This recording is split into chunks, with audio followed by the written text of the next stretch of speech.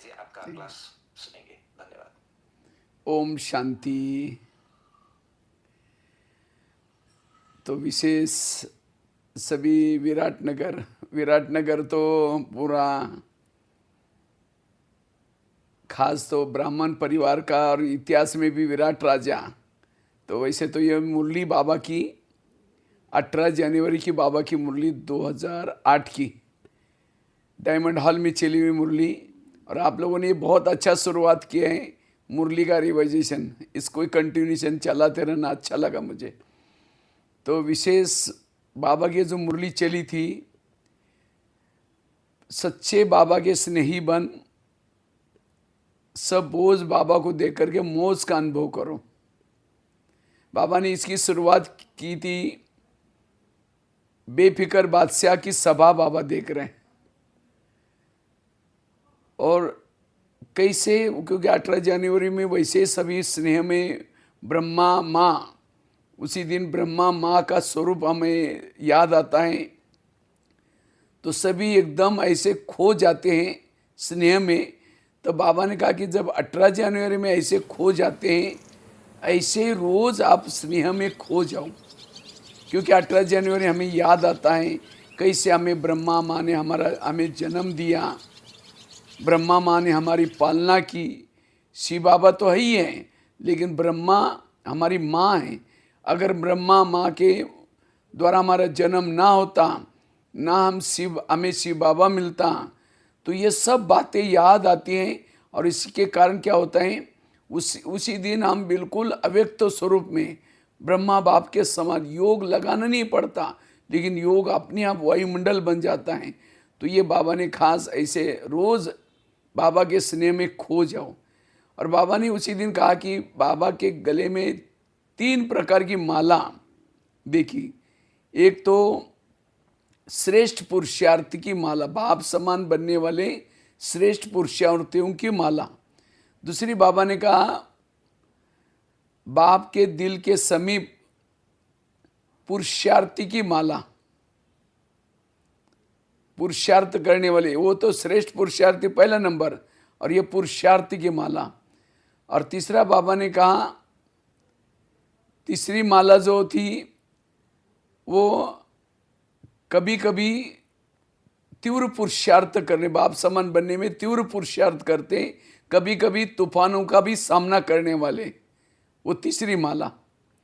और बाबा ने एक चौथी माला भी बताई, उल्लानों की माला, क्योंकि उसी दिन सब बाबा को उल्लाना देते, बाबा आप साकार में क्यों नहीं मिले, बाबा हमको उस समय क्यों नहीं मिलते, अगर साकार में हम आपको देख पाते।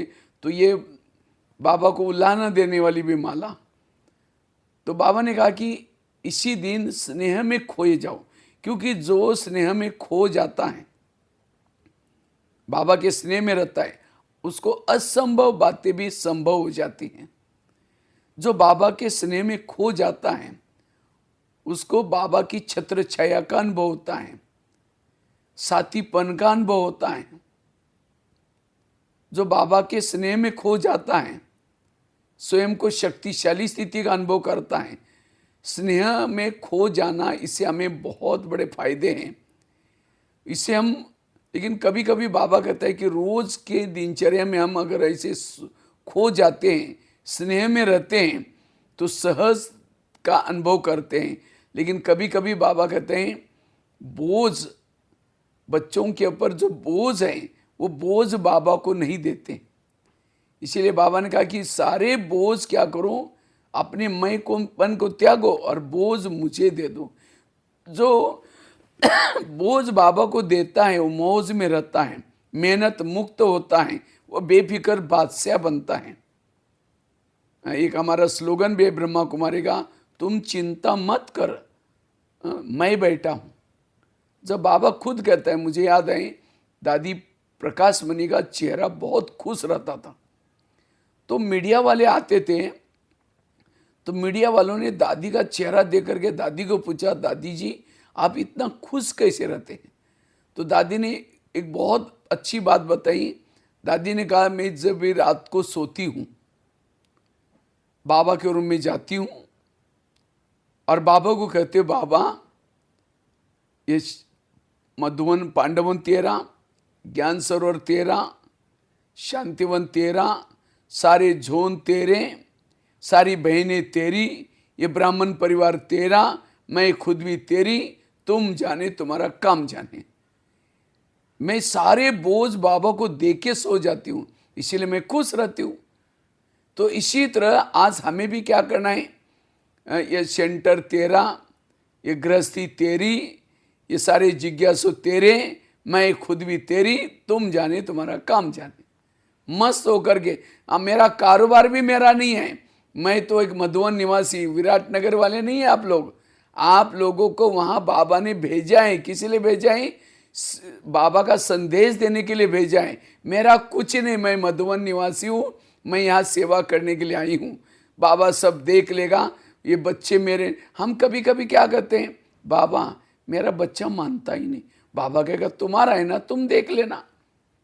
बाबा को कहो कि बाबा मुझे, वैसे तो हम जैसे ज्ञान में आए, हम सारे मधुवन निवासी हैं, चाहे गृहस्थी में रहते हैं, चाहे कहीं भी रहते हैं, सब मधुवन निवासी है। लेकिन वहाँ क्यों गए विराटनगर में?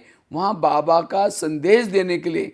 जैसे हनुमान को लंका में भेजा था, किस लिए भेजा था? सीता को ढूंढने के लिए भेजा था। इसी तरह मुझे भी मधुवन से बाबा ने वहाँ भेजा है। हनुमान जाकर के ये नहीं कहता कि अरे राम के पास तो कुछ नहीं है, वनवासी है, यहाँ तो कितनी अच्छी सोने की लंका है, यहाँ कितने अच्छा बगीचे हैं, चलो यहीं डेरा डाल दो। नहीं, वो काम करने के लिए गया था, वो उसको कुछ सोने की चीज़ मिली, वो तोड़ ताड़ करके फेंक दी।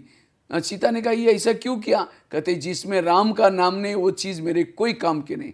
इसी तरह आज हमें भी मधुवन से भेजा है। कैसा खर्चा चलेगा, कैसा बच्चों का होगा, बच्चों का क्या होगा, नौकरी लगेगी, ये मेरा काम नहीं है। मेरा काम केवल संदेश देने का है। और ये पहली बार थोड़ी कर रहे हैं, ये कई बार हमने रिपीट किया हुआ है। बाबा ने कोई 4-5 मंजिल मकान बनाने के लिए, एटीएम को भरने के लिए, पैसा बने, इसके लिए नहीं भेजा है। भेजा है मुझे जय कहीं दुकान में भी जब जाते हैं, क्या समझो, मैं सीताओं को ढूंढने के लिए मैं हनुमान जा रहा हूँ, मैं हनुमान जा रहा हूँ, इसी नशे में। मैं जब भी यहाँ से मधुवन में जाता हूँ, सेवाओं में बाहर जाता हूँ, हल्के होकर के रहता हूँ सदा। हमें ये नहीं लगता कि पीछे मेरा डिपार्टमेंट कौन संभालेगा, अरे वहाँ तुझे मुझे निकाल न दिया जाएगा। बाबा की संदेश देने के लिए जा रहा हूँ, बाबा देख लेगा, बाबा सब काम कार्य करेगा। मैं तो मोस्टली जहाँ भी टूर लगाया आज तक अकेले में चलता हूँ। मेरे को कई लोग बोलते हैं कि आपको डर नहीं लगता, आप अकेले चलते कुछ हो जाए? हमने कहा बाबा बैठा है, वो जो भी होगा सब देगा। हम कई नेपाल में तो 70 जिले में गया हूँ, मैं कोने कोने में गया हूँ, कोई डर नहीं। बाबा का संदेश देने के लिए जा रहे, जब जो होगा सब। इसी तरह में हल्के बन करके रहना, हल्का बनने के लिए सदा समझो, सदा स्नेह में। और मैं तो सदा योग युक्त होकर के रहता हूँ। प्रोग्राम मिलेगा न मिलेगा क्या होगा, हम जा करके सेवा करना है बस। इसी तरह अगर हमें हल्का बनना है, बोझ मुक्त बनना है, तो ये सदा समझो कि मैं मधुवन निवासी हूँ, सब बाबा ने मुझे भेजा है, सब बाबा चलाएगा, घर चलाएगा। बस अपना एक्टिव होकर के अपना हर कार्य श्रीमद् प्रमाण चलना, तब जा कर के हम बोझ मुक्त रहेंगे और बाबा के भी स्नेह में खो जाएंगे। बाबा मेरे साथ में हैं, सदा बाबा के स्नेह में खो जाएंगे। इसलिए एक माता जी थी, माता जी रोड पर खड़ी थी, उसके पास बहुत बड़ी गठड़ी थी। तो सबको हाथ करते, थोड़ा गाड़ी रोको, थोड़ा गाड़ी रोको। अब कोई गाड़ी रोकती नहीं, रोड पर गाड़ियां फास्ट में जा रही थी। इतने में कार वाला आया, उसकी कार खाली थी पीछे। माता जी ने हाथ किया तो सोचा कि बुढ़िया है, तो उसको बिठा दिया। जैसे बिठा दिया, उसने क्या किया, जैसे गाड़ी में बैठी तो गठड़ी अपने सिर पर रखा है। तो अचानक उसको, ड्राइवर को याद है उसको कहाँ उतरना है। मैंने तो पूछा नहीं, जब पीछे मुड़कर देखा, माता जी आपको कहाँ उतरना है, तो देखा गठड़ी सिर पर है। उसने कहा माता जी आप इस कार में बैठे हैं, अकेले हैं, वो गठड़ी को नीचे रखो सीट पर, कोई खाए ही नहीं वहाँ। कहते नहीं बेटा, मैंने तो काफ़ी समय से खड़ी रही, किसी ने मुझे खड़ा नहीं किया, तुमने मेरे पर मेहरबानी की, मैंने सोचा तुम्हारी गाड़ी को बोझ क्यों, इसीलिए मैंने अपनी गठड़ी को सिर पर रखा है। अब सीट पर रखे, सिर पर रखे, बोझ किसको है? गाड़ी को ही। इसी तरह बाबा का बनने के बाद भी फिर भी हम अपने बीमारी के बोझ, शरीर के बोझ, बच्चों के बोझ, नौकरी के बोझ, ये कितने सारे बोझ, अगर ये बोझ हमारे सिर पर हैं, इसका मतलब हमारा बाबा के ऊपर विश्वास नहीं है, हमारा बाबा के ऊपर निश्चय नहीं है, तो निश्चयी बुद्धि बन करके सारे बोझ बाबा को दो। लेकिन कईयों को डाउट आता है, पता नहीं बाबा मदद करेगा नहीं करेगा या नहीं करेगा। कहते कईयों को डाउट आता है, जैसे हम लोग ट्रैवलिंग करने के लिए जाते हैं कई, तो ट्रैवलिंग करने के लिए जाते हैं तो क्या होता है, स्टेशन पर कुली मिलता है, तो कुली क्या कहता है, सारा सामान दे दो मुझे, मैं लेके जाऊंगा, ये भी दे दो, ये भी दे दो, सारा ले लेता है।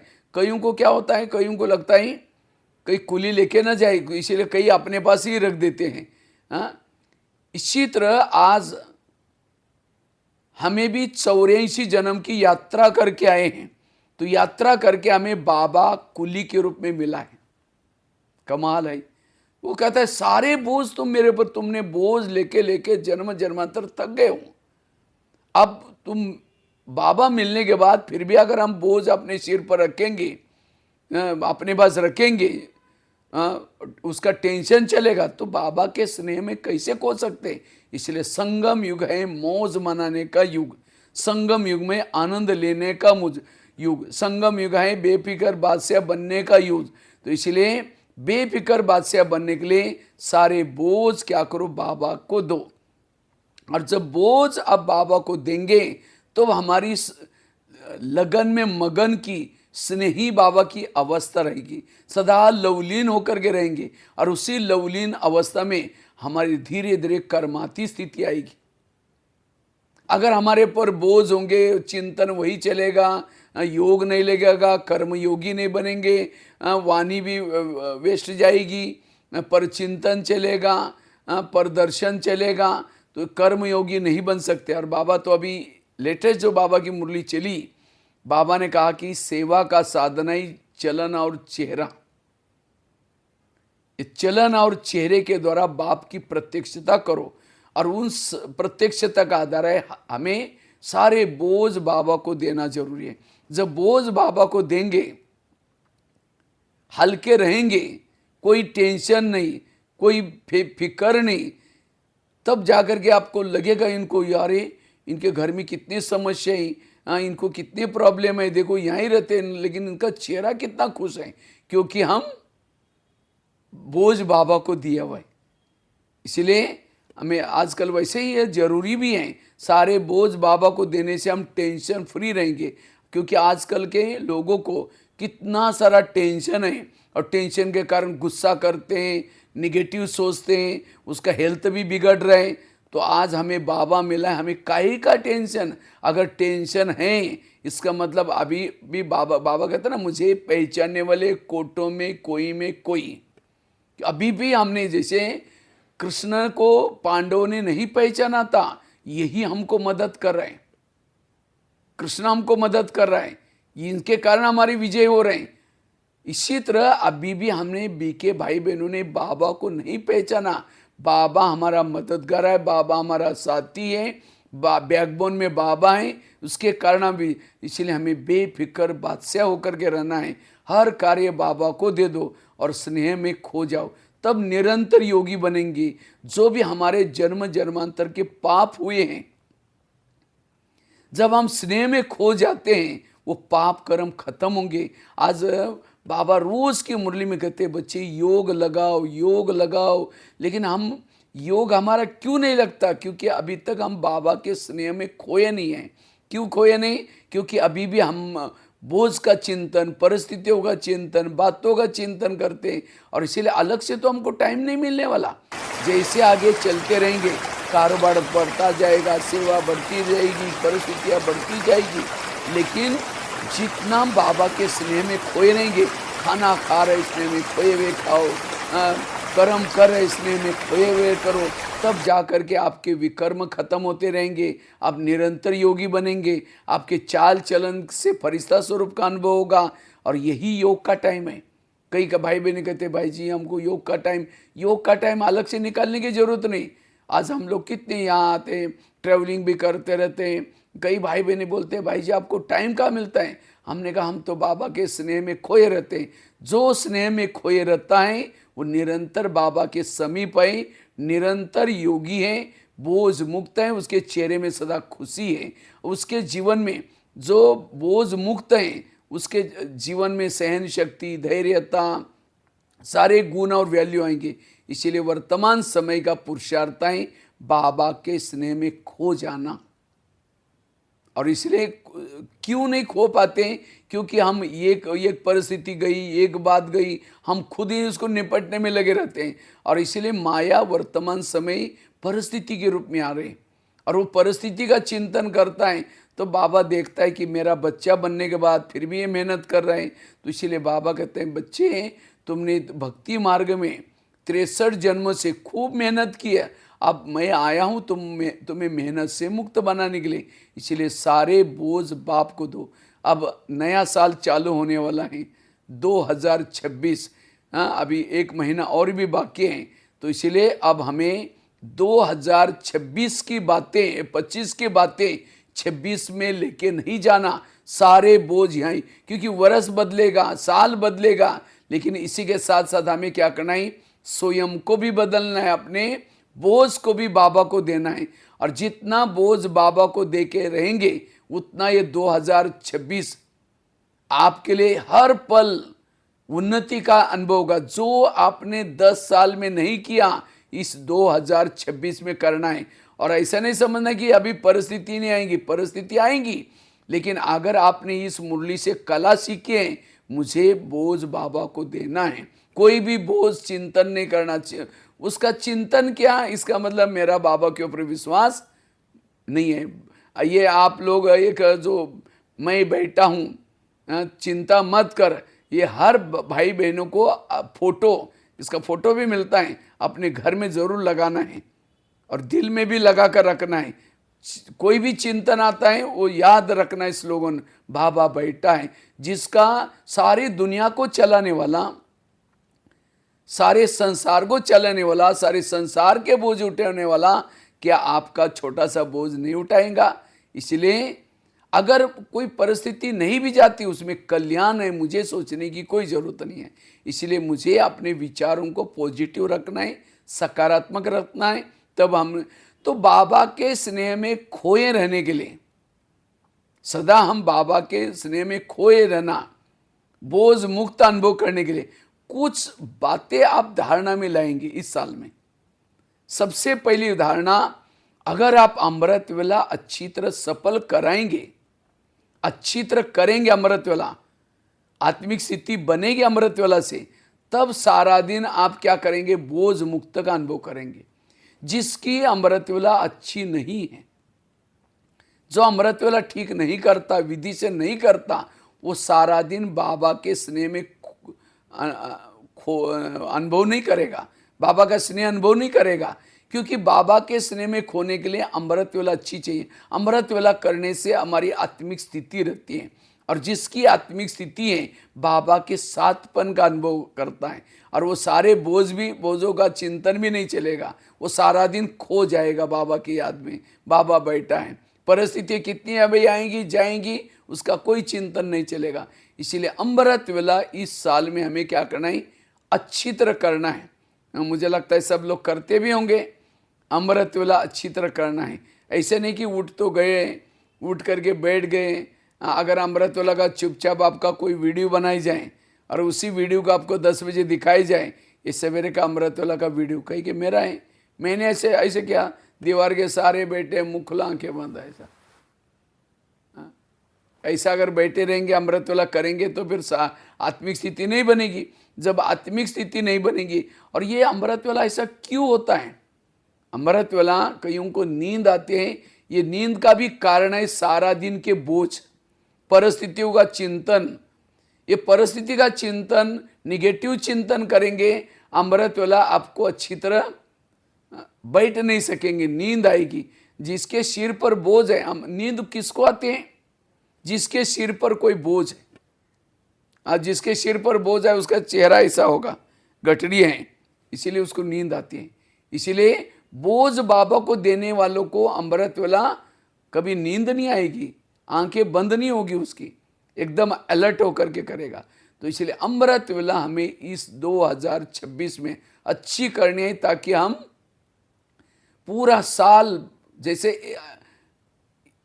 एक दिन नहीं लेकिन हमारा पूरा साल ही 18 जनवरी की तरह पूरा साल, और ये साल आपको कर्मातीत बनाएगा, कर्मेंद्रियचित बनाएगा, निरंतर योगी बनाएगा। इसलिए बाबा के स्नेह में खोए रहने के लिए हमें क्या करना है? इस 2026 में अमृत वेला अच्छी तरह करना है, और उसकी प्रैक्टिस अभी से, अभी 2 दिसंबर है, इसी एक महीने से चालू करना है। तब ये महीना अगर आप अच्छी तरह विदाई करेंगे तो नया इस साल की एंडिंग अच्छी तरह करना, ताकि साल की शुरुआत भी अच्छी तरह हो जाएगी। इसीलिए कल से बिल्कुल अमृत वेला अलर्ट होकर के, एक्टिव होकर के बैठना, और बाबा से बहुत मीठी मीठी बातें करनी। जब बाबा की अच्छी अच्छी बातें करेंगे बाबा के साथ, तो हमारी अमृत वेला अच्छी होने से सारा दिन हम बाबा के स्नेह में खो जाएंगे, यह अनुभव होगा। दूसरी बात, बाबा के स्नेह में खोए रहने के लिए हमें क्या करना है? रोज क्लास में जाकर के क्लास के पूर्व आधे घंटे का योग करना जरूरी है। जो क्लास के पहले आधा घंटा योग करता है उसको मुरली समझ में आती है, मुरली से उसको नशा चढ़ते हैं। और अगर ये 3 चीजें जिसकी अच्छी तरह है, अमृत वेला अच्छी है, क्लास के पहले योग अच्छी तरह करता है और मुरली रोज सुनता है, ये 3 चीजों से आत्मा की बैटरी चार्ज हो जाती है। और जिसकी आत्मा की बैटरी चार्ज हो गई, सारा दिन बाबा के स्नेह में खो जाता है वो। ये 3 चीजों के ऊपर स्नेह में खोए रहने के लिए 3 चीजों के ऊपर अटेंशन है। और क्लास के पहले हम क्या करते हैं? क्लास के पहले पहुंचते नहीं, कोई ना कोई बहाना, क्योंकि संगठन का हमें योग कब मिलता है? क्लास के पहले ही मिलता है। तो क्लास के पहले योग करने से, नहीं तो कई भाई बहन कहते हैं हम मुरली भी सुनते हैं, अमृत वेला भी करते हैं, लेकिन सारा दिन कर्मों में बाबा की याद नहीं रहती, बाबा से स्नेह नहीं रहता। क्यों नहीं रहता? क्योंकि हमारी आत्मिक स्थिति नहीं है। देह भान में रहने वाला कभी भी बाबा के स्नेह में खोया नहीं रहेगा। उसको देहधारी याद आएगी, देह की बातें याद आएगी, देह की परिस्थितियाँ याद आएगी, देह की दुनिया ही याद आएगी, इसी दुनिया में लटका रहेगा। इसीलिए सवेरे सवेरे जो ये 3 चीज़ें करता है, सारा दिन उसका शरीर यहाँ चल रहा है, शरीर काम कर रहे हैं, लेकिन वो बाबा के पास बैठा है, वो कर्म योगी है, निरंतर योगी है, बाबा के स्नेह में खोया। कोई विपरीत परिस्थिति भी आई तो भी बाबा बाबा करके उसको भी पार कर लेता है वो, क्योंकि आत्मिक स्थिति है। आत्मिक स्थिति होने से उसको अतीन्द्रिय सुख मिल रहे हैं, और जिसको अतीन्द्रिय सुख मिल रहे हैं उसको परिस्थितियाँ कुछ भी नहीं लगती। वो परिस्थितियाँ भी, उसको तूफान आएगा लेकिन उसका और ही भला करके जाएगा, तोहफा बन करके जाएगा। इसीलिए वो, क्योंकि वो खोया हुआ है, स्नेह में बाबा के खोया हुआ है, प्यार में खोया हुआ है, इसीलिए परिस्थिति आएगी भी वो और ही सिखा कर जाएगी, अनुभवी करके जाएंगी, उसको पता भी नहीं चला कि कोई पेपर भी मेरा हो गया। इसीलिए 3 चीज़ों के पर अटेंशन, अमृत वेला अच्छी करना, क्लास के पहले आधा घंटे का योग करना, और तीसरा रोज़ की मुरली हमें ऑनलाइन में अगर नहीं सुनना, ऑनलाइन में भले सुनो अलग से निकाल करके टाइम, लेकिन हमें रोज़ क्लास में, क्योंकि क्लास में जाने से जो वायुमंडल बना रहता है आधे घंटे का योग करने का, और उसके बाद जो बाबा जो सुनाता है उस समय इस संगठन में सुनते हैं, वो आनंद आता है। अभी हम देखो यहाँ हमारे पास तो टीवी लगे रहते हैं, FM में कई से सुनते थे, लेकिन हमें जब तक क्लास में नहीं जाते मज़ा नहीं आती। तो मेरा तो किचन में इतना बड़ा कारोबार होने के बाद भी हमारा पाँव खींचा जाता है, खींचता रहता है। वहाँ जाएंगे, क्लास में जाकर के बैठेंगे, और वो भी आजकल तो हमने बिल्कुल आधा घंटा पहले योग करते हैं, और योग करके फिर बाद में मुरली सुनते हैं। और इसीलिए सारा दिन हमें भले 6-6, 7-7 बाहर जाते हैं तो सेंटर पर कार्यक्रम रहते हैं, लेकिन ये 3 चीज़ें करने से हम सुनाते भी हैं, सुनाते समय भी हमारी स्थिति बिल्कुल उपराम रहते हैं। स्कूलों में कार्यक्रम करेंगे, हम उसके बाद विभिन्न कार्यक्रम करेंगे, लेकिन सारा दिन बाबा की याद में रहेंगे। इसीलिए क्योंकि ये 3 चीज़ें हमें सवेरे सवेरे अच्छी तरह ध्यान देते हैं। तो बाबा के स्नेह में खोए रहने के लिए, बोझ मुक्त अनुभव करने के लिए, संगम के आनंद का अनुभव करने के लिए 3 चीज़ें जरूर है। चौथी चीज़ है, हमें सारा दिन कोशिश करके आत्मा का पाठ पक्का करना है, अशरीरी स्थिति में रहने का अभ्यास करना है। जितना जो अशरीरी स्थिति में रहता है, विधेयी स्थिति में रहता है, वो बाबा के स्नेह में खो जाता है। वो 18 जनवरी में क्या होता है, उसी दिन हम सोचते हैं कि अव्यक्त दिवस है, बाबा का स्मृति दिवस है, और इसीलिए हम क्या करते हैं, अमृत रात को सोते समय भी उसी स्थिति में सोएंगे, सवेरे अमृत वाला भी जल्दी उठ जाते हैं, और सारा दिन हमारी आत्मिक स्थिति रहती है, इसीलिए हम सारा दिन खो जाते हैं स्नेह में।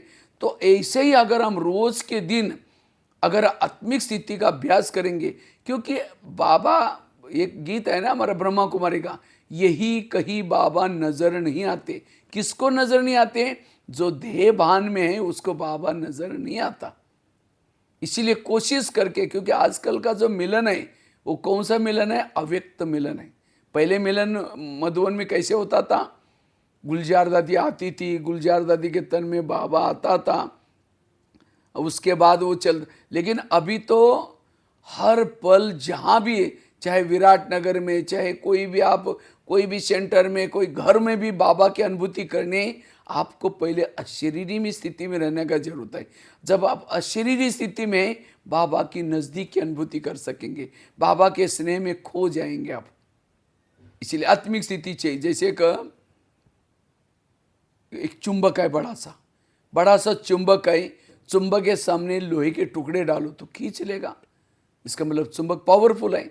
लेकिन कुछ लोहे के टुकड़ों को बड़ा सा एक कपड़ा लेकर के, बहुत बड़ा कपड़ा लेकर के, उसके अंदर लपेट करके गाढ़ बांध करके बड़ा सा उसको डालेंगे तो हिलेगा भी नहीं, इसका मतलब चुंबक खराब है। चुंबक अच्छा है, लेकिन हमने क्या किया, उसको लोहे के बड़े से वो कपड़े के थान के अंदर लपेट करके डाला। इसी तरह बाबा भी एक चुंबक है, सर्वशक्तिवान है। अगर बाबा के स्नेह में हमें खोना है, हमें क्या करना पड़ेगा? आत्मिक स्थिति। बाबा एक चुंबक है, खींचता है। कब खींचता है? जब हम आत्मिक स्थिति में रहेंगे। हम देह भान के कपड़े के अंदर लपेट करके बैठेंगे बाबा के सामने, बाबा कैसे खींचेगा? इसलिए बाबा की स्नेह की अनुभूति वही कर सकता है जो आत्मिक स्वरूप में टिका रहता है। तो निरंतर अशरीरी स्थिति में बार बार अपने को स्मृति दो, मैं आत्मा आंखों के द्वारा देखती हूँ, मैं आत्मा कानों के द्वारा सुनती हूँ, मैं आत्मा मुख के द्वारा बोलती हूँ, मैं आत्मा हूँ। जितना आत्मिक स्मृति में रहेंगे, बाबा के स्नेह में खोए रहेंगे, निरंतर अव्यक्त मिलन मनाते रहेंगे, और तब आपको बोझ भी कोई भी अनुभव नहीं होगा।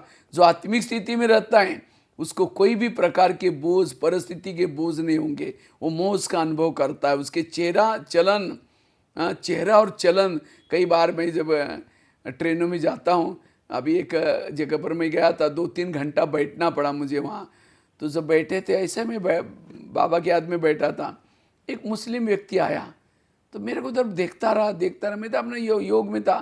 फिर मेरे को धीरे से बोलता है, भाई जी मैं आपसे बात करना चाहता हूँ, मुझे आपसे बहुत कुछ लग रहा है, इन व्यक्ति से बात करो। तो मैंने कहा ठीक है करो। तो जब उसको ज्ञान की बातें इतनी अच्छी लगी, तो देखो अगर हम बाबा के स्नेह में खोए रहते हैं, ऑटोमेटिकली हमारी चलन चेहरा ऑटोमेटिकली सेवा कराता है। इसलिए हमें आत्मिक स्वरूप में टिकने का अभ्यास करना। जितना आत्मिक स्वरूप में टिके रहेंगे, बाबा के हम स्नेह में खो जाते हैं। चौथी बात है, अगर बाबा के स्नेह में खोना है, उसके लिए हमें बाबा के उपकारों को याद करना है। हमें बाबा ने क्या से क्या प्राप्ति किया वो उसको याद करना है। जैसे मम्मी हमें बहुत प्यारी लगती है। क्यों? हमें मम्मी ने, कैसे हम छोटे थे, कैसे गंदगी करते थे, तो भी मम्मी ने हमें कितना पालना किया, कितना प्यार किया। जब मम्मी की पालना, मम्मी का प्यार याद आता है, तो मम्मी ऑटोमेटिकली हमें मम्मी के स्नेह में खो जाते हैं। इसी तरह आज बाबा में भी हमारे पर कितना उपकार किया, कितनी प्राप्तियां की, कितनी हमें ये प्राप्तियों को लिस्ट सामने लाओ। जो प्राप्तियों का बाबा ने करा है, बाबा ने जो प्यार किया है उसको याद करो, तो ऑटोमेटिकली बाबा के प्रति हमारा स्नेह उत्पन्न होगा। कुछ है बाबा के उपकारों के, अगर एक उपकार को भी याद करो आंखों में आंसू आएंगे। अगर कोई व्यक्ति गटर में गिरा है, अगर वो व्यक्ति को कोई लोग थूक के जा रहे हैं, नाक पकड़ करके जा रहे हैं, लेकिन एक व्यक्ति आया जो उसने अच्छे कपड़े पहने थे, वो आया और आकर के क्या क्या देखा कि गटर में गिरा हुआ है, तो क्या क्या उसने सीधा उतरा। इसने नहीं सोचा कि मेरे कपड़े खराब हो जाएंगे, गंदगी लगेगी, सीधा उतरा और उसी गटर से उसको गिरे हुए व्यक्ति को उठाया और उठा करके नहीं कहा कि आप जाओ, सीधा उसकी आंखों के आंसू पोंछे, उसको गले लगाया, ये नहीं सोचे मेरे कपड़े खराब हो जाएंगे, और उसके बाद उसको सीधा ला करके अपनी एसी गाड़ी में रखा, घर में लेके आया, नहला रहा है, धुला रहा है, मालिश पालिश कर रहा है। वो गटर में गिरा हुआ व्यक्ति कभी भूलेगा? कहेगा मैं कभी नहीं भूल सकता हूँ, इन्होंने मुझे जे दान दिया। इसी तरह आज हम 63 जन्मों से विकारों के गटर में गिरे थे, बाबा ने हमें वहां से निकाल करके क्या किया? गले लगाया, मेरा बच्चा का, मेरा बच्चा। हम कितने गंदे थे, कितने गलत काम किए थे, तो वे बाबा ने गले लगाया और गले लगा करके आंसू जन्म जन्मांतर के आंसू पोंछे। वहाँ से सीधा हमें ये नहीं कहा कि अब तुम जाओ, सीधा सेंटर पर लाया, 7 दिन तक नहलाया। आज उस गटर में गिरे थे, किसी ने उठाया?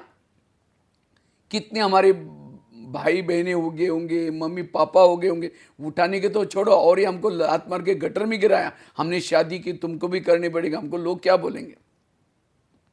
लेकिन बाबा ने उठाया, गले लगाया। कहाँ बाबा परमधाम, कहाँ आपका घर? मैं तो कभी कभी मेरे जीवन को याद करता हूँ, कहाँ मैं 6-6 महीना स्नान नहीं करता था, कहाँ एक बार कपड़े डालने फटने तक निकालता भी नहीं था, और कहाँ मैं झोपड़ियों में रहता था, गांव में रहता था, ना कोई सेंटर, ना गीता बाजा, कुछ नहीं था, हमारे जिले में भी कुछ नहीं था। और 40 साल पहले कैसे वो रद्दी की किताब के द्वारा मिल गया, और कहाँ मैं कैसे ये करके एक बार कपड़े डाले फटने तक निकालते भी नहीं थे, और देखो वहाँ से निकाल करके बाबा ने मेरे पर कितना उपकार किया। कभी कभी जब मैं उपकारों को याद करता हूँ, बाबा के प्रति इतना प्यार उत्पन्न होता है।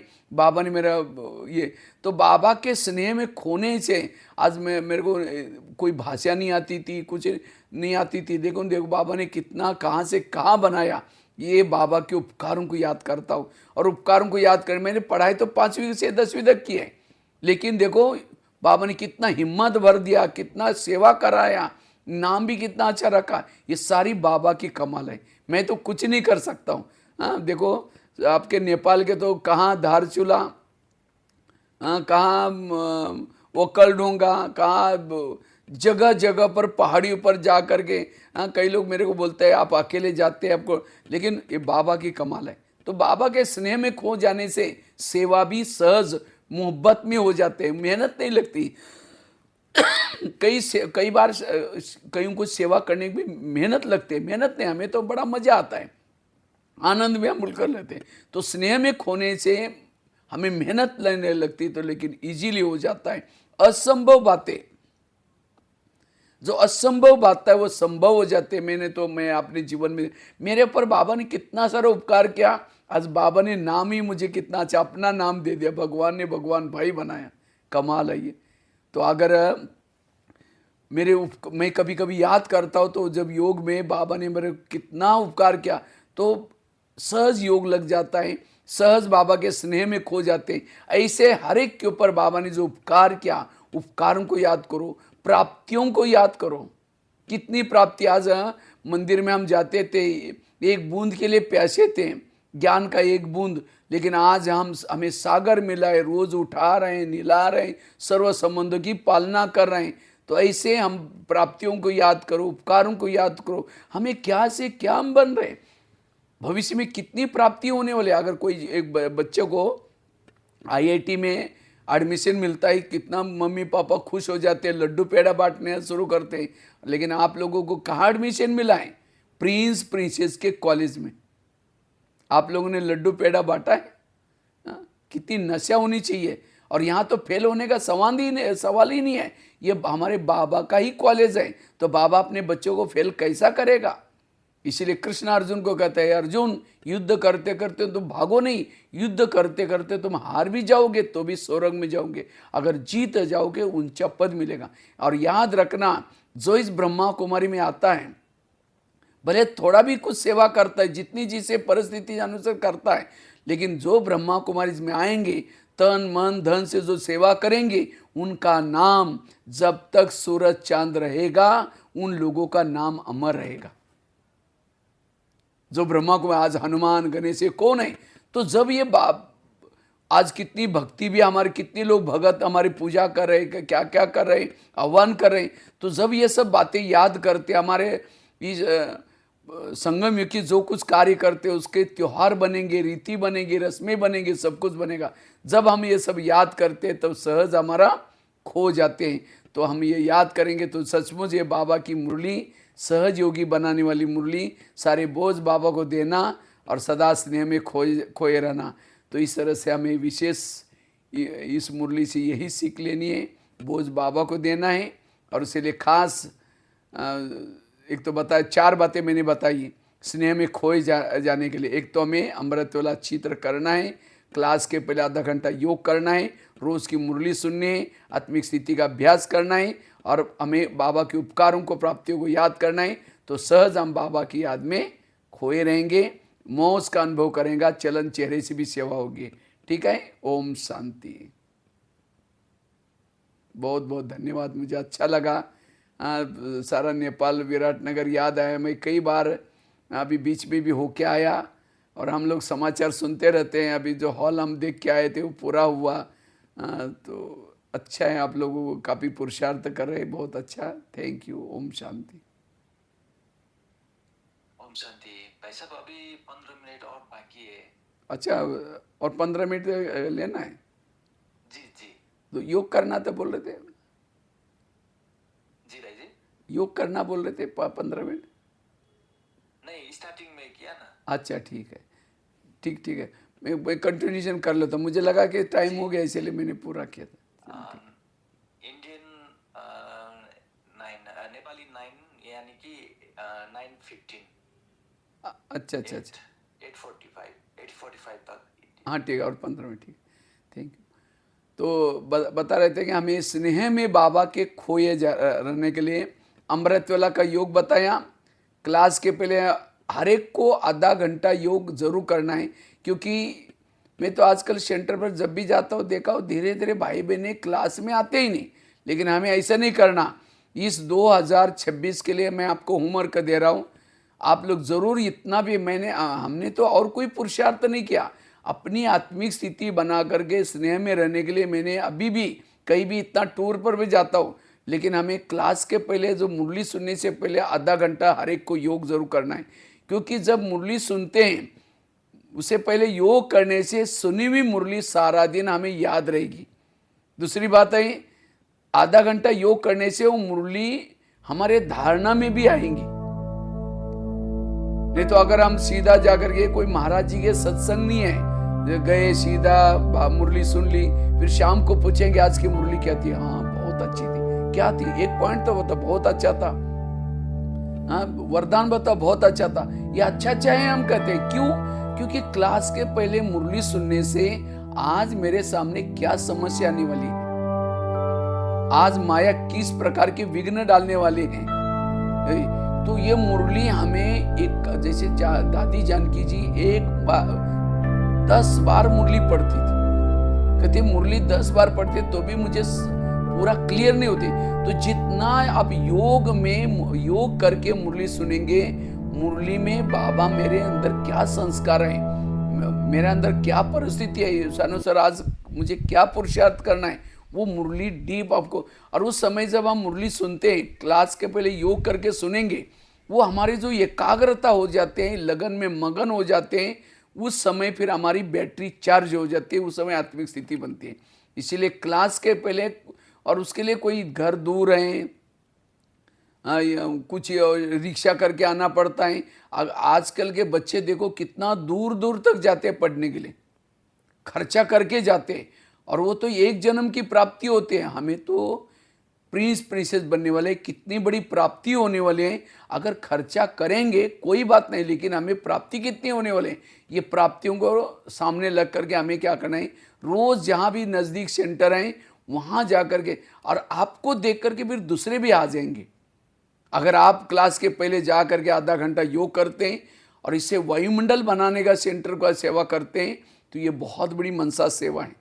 तो इसलिए क्लास के पहले आधा घंटा योग और अमृत वेला का योग, और साथ में मुरली को हमें रोज़, अभी भी हम लोग, मेरे पास हमेशा टूर पर रहता हूँ, कुछ भी रहता हूँ तो भी प्यार साथ में रहता है। हमें मुरली लिखने के बिना आनंद ही नहीं आता, लिखने से अंदर ब्रेन तक जाता है, वो याद रहता है। इसीलिए मुरली को सुनते समय बिल्कुल लिखते रहना है, इससे नींद भी नहीं आएगी।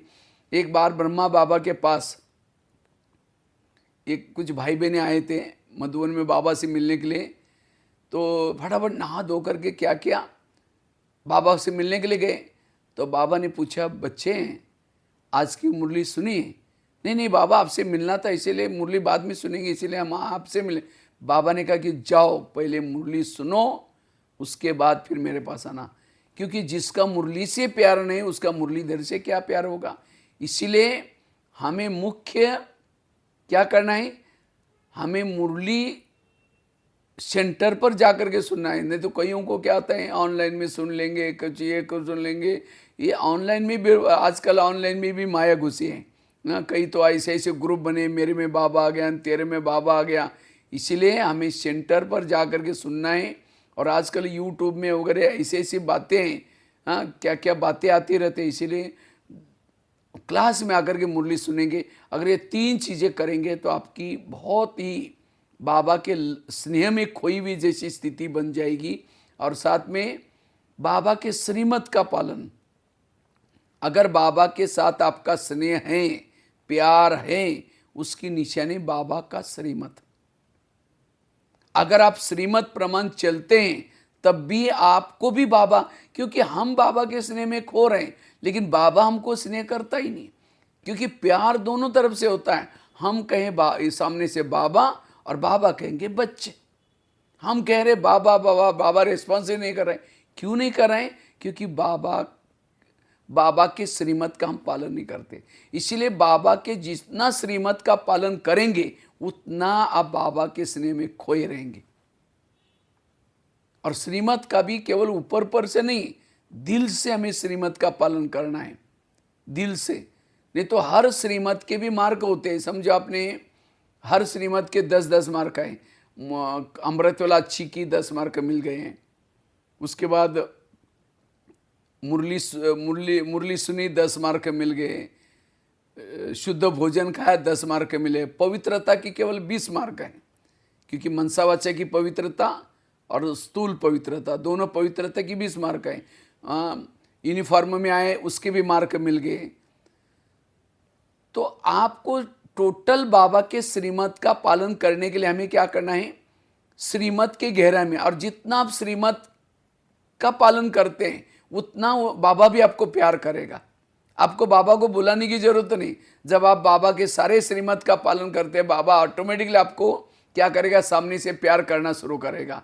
नहीं तो कई बार हम तो कहते हैं बाबा बाबा, लेकिन सामने बाबा, जैसे कोई भी माँ बच्चों को प्यार करते हैं, कब करते हैं, जब वो बच्चा माँ का कहना मानता है। सवेरे जल्दी उठाते, अच्छे कपड़े पहनाते और कई डायरेक्शन देते, देखो बेटा कपड़े गंदे नहीं करना, पढ़ना, लड़ना नहीं, झगड़ना नहीं। और बच्चा जाता है, लड़ता है, झगड़ता है, कपड़े गंदे करके आता है, और शाम को जब आता है मम्मी मम्मी करता है, मम्मी उसको किचन से देखते, मैंने जो कहा वो किया नहीं, कहते बोले कि तुम चिल्लाते मैं ठीक हूँ।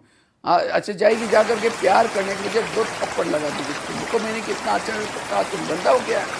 इसी तरह बाबा भी हमारी माँ है, रोज सवेरे जल्दी उठाती है, फरिश्ता ड्रेस पहनाती है और कई डायरेक्शन देते हैं। बच्चे आज आत्मा समझना, पर चिंतन नहीं करना, मेरे याद में रहना, कितने डायरेक्शन देते हैं। और हम बाहर जा करके अपने कारोबार में बिजी रहते हैं, कोई ना कोई कारण या कारण श्रीमत का उल्लंघन कर लेते हैं, पर चिंतन करते हैं, किसी के दोस्त देखते हैं, और शाम को आकर योग में कहेंगे मीठे बाबा, प्यारे बाबा। तो लेकिन बाबा क्या करेगा, बाबा स्नेह नहीं करेगा। इसलिए बाबा के लव में, स्नेह में लीन रहना है। तो इसीलिए बाबा के श्रीमत का पालन करना है। तो श्रीमत समझो आपने, कई कहते भाई जी हम तो श्रीमत का पालन करते, श्रीमत की बहुत गहराई है। समझो आपने अमृत वाला किया, लेकिन उठे तो सही, उसके 5 मार्क मिले। उठ करके अगर आप झुटका लगाते योग किया, आधे मार्क कट हो गए। समझो आपने मुरली सुनी, मुरली के पहले आधा घंटा योग नहीं किया, 5 मार्क कट गए। मुरली सुनी लेकिन सुन करके उसको धारण नहीं किया, उसके 4 मार्क गए। केवल मुरली सुनने से, सुनने की आपको 1 ही मार्क मिलता है, 1 ही मार्क। इसीलिए हमें केवल 1 नहीं लेना, लेकिन वो सुनी हुई मुरली को धारण करना है और उसके बाद आधा घंटा योग करना है, तब मुरली के, इसको कहते हैं आध्यात्मिक ग्रामर। जैसे आजकल ग्रामर होता है ना, ग्रामर में क्या होता है, ग्रामर में समझो किसी ने शांति सागर की संतानों शब्द लिख दिया, शांति की मात्रा पीछे वाली मार दी। जब पीछे वाली मार दी तो पढ़ने वाला कहेगा नहीं ये गलत है। तो इसी तरह मैंने कर्म किया लेकिन विधि पूर्वक नहीं किया, उसके मार्क नहीं मिलेंगे। इसीलिए अगर बाप समान बनना है, बाबा के हर श्रीमत को विधि पूर्वक पालन करना, और जितना विधि पूर्वक, और मैंने श्रीमत का पालन किया तब जाकर के मेरा बाबा से स्नेह है, तो मुझे लोग क्या बोलते हैं, लोग क्या कहते हैं, मुझे कहते हैं ना आग लगी बस्ती में हम अपने मस्ती में। जो स्नेह में खोया रहता है, कभी दूसरों को नहीं देखेगा, लोक लाज नहीं देखेगा, हाँ हमारे घर वाले क्या बोलते वो नहीं देखेगा।